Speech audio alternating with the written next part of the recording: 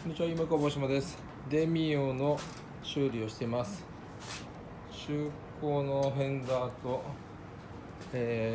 中古のヘッドライト来てますので、これをつけて、面合わせてやってみるってところですかね。で、フロントバンパー今注いでたんですよね。